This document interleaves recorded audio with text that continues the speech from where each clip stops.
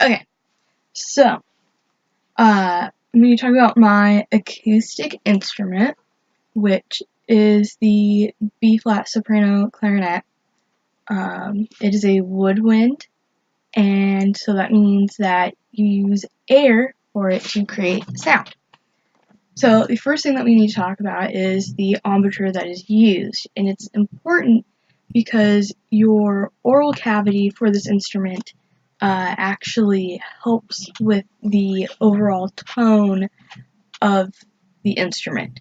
With that being said, it can be used as a way of lengthening your instrument in a sense, because it all starts with the amount of air that you put into the instrument, which creates that pressure. So the first thing you need to think about is what your mouth is doing. So if you say ooh, that should be your correct embouchure. So you should be saying E and oo at the same time, which is the easiest way to think about it. So E being for your tongue placement. So your tongue should be out of the way. Oo for the way that your lips should be. So when you say ooh, your corners should be in and also firm, because you want your air to be focused into the instrument. Moving on, we are going to talk about the mouthpieces, and there are several different setups that you can use for clarinet. I'm going to specifically be talking about two different setups because it can distort the sound of like your overall tone. So even though you may have your set embouchure, it also depends on your setup and what you prefer. So the first one that I'm going to be talking about is that you can have a hard rubber mouthpiece, which is this one. It looks like a normal mouthpiece. And the second one is a plastic mouthpiece. So as you can see, they both look very similar. The plastic one is slightly a little bit taller, but not by a lot. Yeah.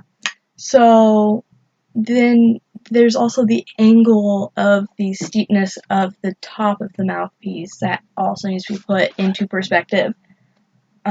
So the hard rubber one has kind of like a more, I'd say, obtuse angle if you're looking at it to where it goes this way. So it's not as drastic of an angle, and that will give you a richer tone. So you're going to have a deeper sound because when you blow into this, the pressure and air and vibrations have a larger space of being able to resonate within the chamber of the mouthpiece, to where the plastic mouthpiece has a more drastic, kind of sharper angle to it. So the tip is actually smaller, which will cause there to be more pressure with inside the chamber. So you're going to get a brighter sound out of this one. Next, we need to talk about the ligatures. My best advice for ligatures is the less contact with the reed, the better. So with the rubber mouthpiece, the way that I have this set up is that the ligature, which is all this that holds the reed on, you can see it only has 2 connection points to where it contacts the reed.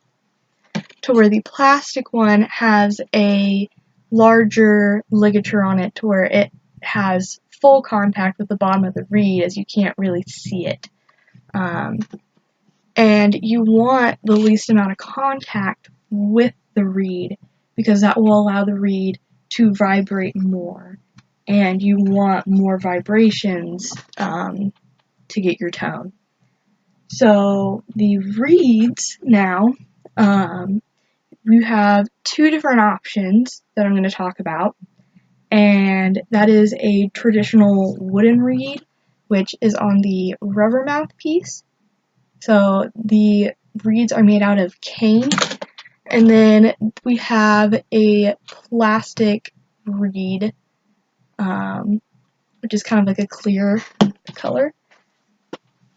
The wood reed is flexible, so for the vibrations, when the reed is moving back and forth, it will be able to flex more, and it will give you a more traditional, richer tone, and more focused, to where the plastic one will be brighter, and it won't be able to flex as much, and you can actually hear the reed vibrating, which is actually pretty cool. So if I take the one with the wooden reed, you can hear the tone, but the plastic reed kind of sounds like a weird, like, kazoo. You can hear the vibrations in it.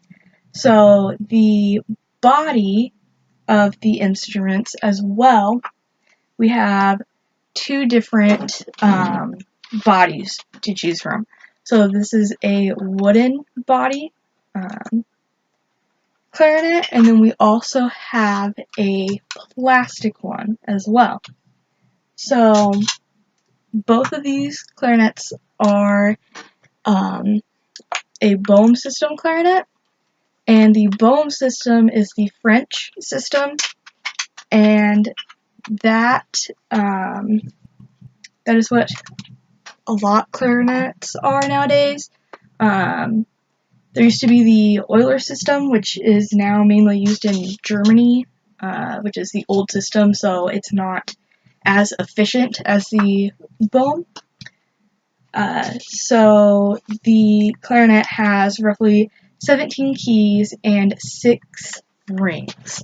So the keys are all of these, and even your octave key up here, and then you have 6 keys. You have 2 at the top front, 3 on the lower bottom, and then there's 1 on the back. And that is the same for the plastic one as well. So the way that you play is by pressing down the keys and covering up the different tonal holes. So the more fingers that you have down, the lower pitch that you're going to get, and the less keys that you have held down, the higher the pitch is going to get. Now the thing with that is that at one point you're going to have to use the octave key, and that will get you into higher registers. So the instrument is able to resonate the pitches when you lengthen it. So the bore, the pressure and sound waves will go completely through the bore of the instrument and out of the bell, which is the bottom. And if you have your fingers raised, then it will not only go through the bell, but it will also come out of the tonal holes and keys that are open. So if I have all of the keys pressed down on this clarinet, you'll get a nice low sound. And if I have them all open, you can hear to where the pitches are different. And if I switch over to the plastic one, you can also hear the difference in tone.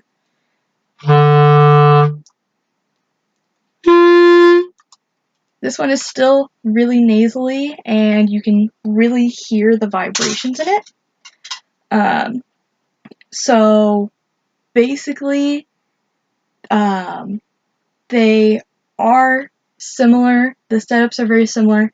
The materials really do matter with your tone quality and how it resonates within the instrument.